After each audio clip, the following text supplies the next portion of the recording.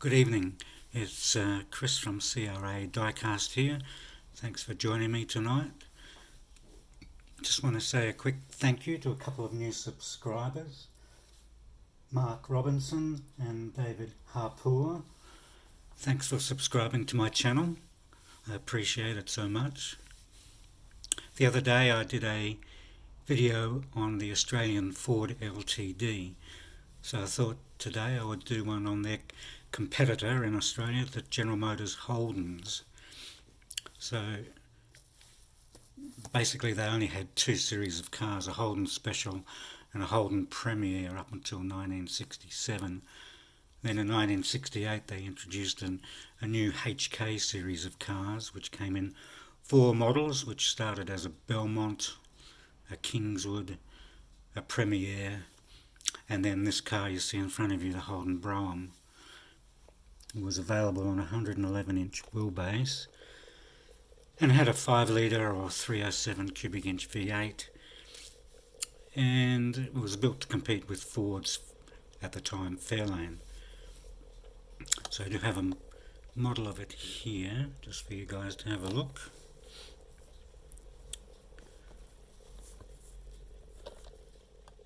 It also was similar in size to the Holden Premier, which I've got here. The differences were that the Premier had a bit of a shorter rear end versus the Brougham. You could get power windows, power steering, power brakes, vinyl top, etc. So it was sort of a real luxury car. Then in 1969 they introduced the HT series of Holdens, and with that with slight differences in the front grille and rear end, as this 69 Premier you'll see, and that came standard with a 186 cubic inch 6-cylinder, but you could also get the 5-litre V8 as well. So mainly rear taillight differences and front grille assembly were slight changes for that year. Then in 1970 they introduced the HG series of Holdens, and this was the last Brougham in that series.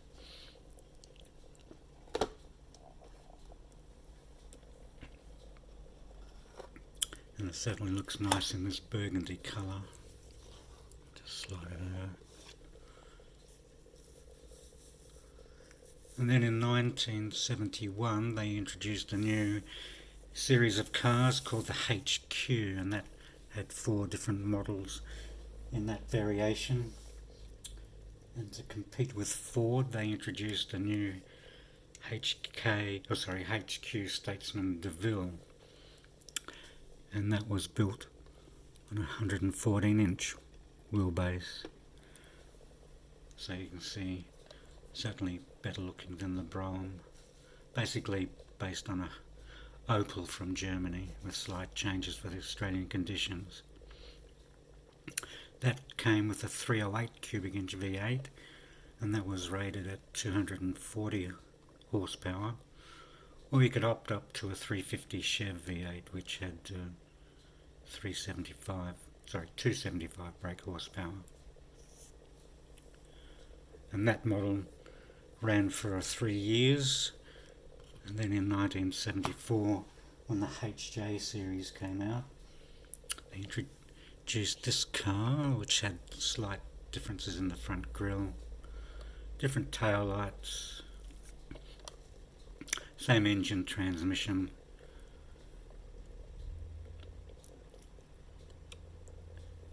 and that ran from 74 to 75 when they introduced the HX series, which is this blue one. And in that year they released the radial tuned suspension, which certainly made the cars handle them much better than what they did previously.